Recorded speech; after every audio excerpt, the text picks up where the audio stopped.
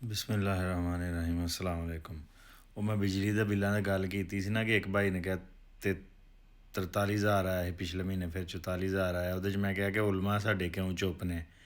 ਤੇ ਰਜ਼ਾ ਸਾਕਬ ਮੁਸਤਫਾਈ ਸਾਹਿਬ ਆਂਦਾ ਭਾਈ ਉਹ ਹੈਲੋ ਸਾਕਬ ਸਾਹਿਬ का नाम मत लो। ਯਾਰ ਮੇਰੀ ਗੱਲ ਸੁਣ, ਮੈਂ ਤਾਰਕ ਜਮੀਲ ਦਾ ਵੀ ਨਾਂ ਲਿਆ, ਮੈਂ ਜਿਹੜਾ ਲਿਆਸ ਕਾਦਰੀ ਦਾ ਤਬਲੀਗੀ ਜਮਾਤ ਦਾ ਰਿਹਾ, ਸਿਰਫ ਸਾਕਬ ਸਾਹਿਬ ਦਾ ਕਿਉਂ ਨਾ ਨਾਂ ਲਵਾਂ।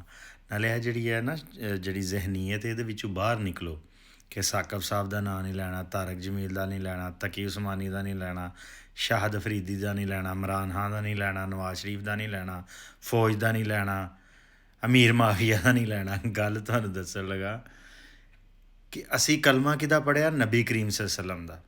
ਸਿਰਫ ਨਬੀ ਪਾਕ ਵਸੱਲਮ 'ਤੇ ਤਨਕੀਦ ਨਹੀਂ ਹੋ ਸਕਦੀ। ਜਿਹੜਾ ਆਪ ਵਸੱਲਮ 'ਤੇ ਤਨਕੀਦ ਕਰੇਗਾ ਉਹ ਇਸਲਾਮ ਤੋਂ ਖਾਰਜ ਹੈ। ਉਹਨੇ ਕਲਮਾ ਹੀ, ਉਹ ਕਲਮੇ ਦਾ ਮਕਸਦ ਹੀ ਮੁੱਕ ਗਿਆ।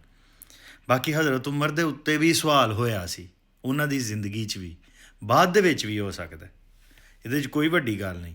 ਤਨਕੀਦ ਸਹਾਬਾ ਕਰਾਮ 'ਤੇ ਵੀ ਹੋ ਸਕਦੀ ਹੈ, ਅੱਗੋਂ ਬਾਅਦ ਦੀ ਗੱਲ ਹੈ ਕਿ ਉਹਦੇ 'ਚ ਤੁਸੀਂ ਕਹਿਣਾ ਸਹੀ ਹੈ ਜਾਂ ਗਲਤ ਹੈ। ਅਸੂਲੀ ਤੌਰ 'ਤੇ ਅਹਿਲੇ ਸੁਨਨਤ ਦਾ ਮੌਕਫ ਇਹ ਹੀ ਹੈ ਕਿ ਨਬੀ ਮਾਸੂਮ ਨੇ, ਸਿਰਫ ਅੰਬੀਆ 'ਤੇ ਕੋਈ ਤਨਕੀਦ ਨਹੀਂ ਹੋ ਸਕਦੀ। ਸਹਾਬਾ 'ਤੇ ਤਨਕੀਦ ਹੋ ਸਕਦੀ ਹੈ, ਅੱਗੋਂ ਇਹ ਬਾਅਦ ਦੀ ਗੱਲ ਹੈ ਕਿ ਉਹ ਸਹੀ ਤਨਕੀਦ ਹੈ ਜਾਂ ਗਲਤ ਹੈ। ਹਜ਼ਰਤ ਉਮਰ ਦੀ ਜ਼ਿੰਦਗੀ 'ਚ ਔਰਤ ਨੇ ਨਹੀਂ ਸੀ ਕਿਹਾ ਕਿ ਤੁਸੀਂ ਹੱਕ ਮਹਿਰ ਮੁਕਰਰ ਨਹੀਂ ਕਰ ਸਕਦੇ। ਫਿਰ ਉਹਨੇ ਕਿਹਾ ਕਿ ਭਾਈ ਤੁਸੀਂ 2 ਚਾਦਰਾਂ ਕਿੱਥੋਂ ਲਈਆਂ। ਅਤੇ ਇੰਝ ਹੀ ਜਿਹੜਾ ਨਾ ਹਰ ਬੰਦੇ 'ਤੇ ਤਨਕੀਦ ਹੋ ਸਕਦੀ ਹੈ, ਭਾਵੇਂ ਉਹ ਉਲਮਾ ਇਕਰਾਮ ਨੇ। ਹਾਂ, ਹੁਣ ਮੈਂ ਸਾਕਬ ਸਾਹਿਬ 'ਤੇ ਤਨਕੀਦ ਕਰਾਂ ਜਾਂ ਕਿਸੇ ਵੀ ਆਲਮ 'ਤੇ ਤਨਕੀਦ ਕਰਾਂ ਜਾਂ ਉਲਮਾ 'ਤੇ ਓਵਰਆਲ ਤਨਕੀਦ ਕਰਾਂ, ਅਤੇ ਉਹ ਤੁਸੀਂ ਇਹ ਕਹਿ ਸਕਦੇ ਹੋ ਕਿ ਭਾਈ ਘੁੰਮਣ ਸਾਹਿਬ ਤੁਸੀਂ ਸਹੀ ਤਨਕੀਦ ਨਹੀਂ ਕਰ ਸਕਦੇ, ਕਰ ਨਹੀਂ ਰਹੇ। ਤੁਸੀਂ ਇਹ ਨਹੀਂ ਕਹਿ ਸਕਦੇ ਕਿ ਤੂੰ ਤਨਕੀਦ ਹੀ ਕਿਉਂ ਕੀਤੀ ਹੈ। ਇਹਦਾ ਸਾਨੂੰ ਹੱਕ ਹੈ। ਹੁਣ ਉਲਮਾ ਚੁੱਪ ਨੇ। ਉਲਮਾ ਦਾ ਕੰਮ ਹੈ ਯਾਰ, ਕੌਮ ਮਰ ਚੱਲੀ ਹੈ, ਕੌਮ ਦੇ ਹਾਲਾਤ ਫੁੱਲ ਖਰਾਬ ਨੇ। ਉਲਮਾ ਬਹਿ ਕੇ ਮਸੀਤੇ ਜਿਹੜੇ ਨੇ ਅੱਲਾਹੂ ਅੱਲਾਹੂ ਕਰ ਰਹੇ ਨੇ। ਉਲਾਮਾ ਸਾਹਿਬ ਨੇ ਕੀ ਕਿਹਾ ਸੀ, ਨਿਕਲ ਕਰ ਖਾਨ ਕਾਹੋਂ ਸੇ ਅਦਾ ਕਰ ਰਸਮ ਸ਼ਬੀਰੀ।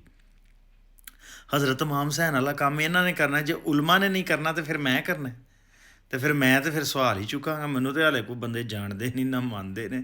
ਮੈਨੂੰ ਜਿਸ ਦਿਨ ਸਾਕਬ ਸਾਹਿਬ ਜੀ ਨੇ, ਤਾਰਕ ਜਮੀਲ ਸਾਹਿਬ ਜੀ ਨੇ ਬੰਦੇ ਮੰਨਣਾ ਸ਼ੁਰੂ ਹੋ ਗਏ ਨਾ, ਅਤੇ ਮੈਂ ਜਾ ਕੇ ਗੱਲ ਕਰ ਲਾਂਗਾ ਆਰਮੀ ਚੀਫ ਦੇ ਨਾਲ ਕਿ ਭਾਅ ਜੀ ਤੁਸੀਂ ਕੀ ਚਾਹੁੰਦੇ ਹੋ ਸਾਡੇ ਨਾਲ, ਕੀ ਕਰਨਾ ਜੀ। ਹਾਲੇ ਤਾਂ ਆਰਮੀ ਚੀਫ ਨੇ ਮੇਰੀ ਗੱਲ ਹੀ ਨਹੀਂ ਸੁਣਨੀ। ਜੇ ਉਹਨੇ ਇਹ ਵਾਲੀ ਗੱਲ ਸੁਣ ਲਈ ਤਾਂ ਦਿਲ 'ਚ ਆਖੇ ਕਿ ਚੁੱਕੋ ਇਹਦੇ ਘਰਦਿਆਂ ਨੂੰ। ਅਤੇ ਕਹਿਣ ਦਾ ਮਕਸਦ ਇਹ ਵੇ ਕਿ ਇਸ ਜ਼ਹਿਨੀਅਤ 'ਚੋਂ ਨਿਕਲੋ ਕਿ ਫਲਾਣੇ ਦਾ ਨਾਂ ਨਹੀਂ ਲੈਣਾ, ਹਰ ਇੱਕ ਦਾ ਨਾਂ ਲਵੋ, ਹਰ ਇੱਕ ਕੋਲੋਂ ਸਵਾਲ ਪੁੱਛੋ।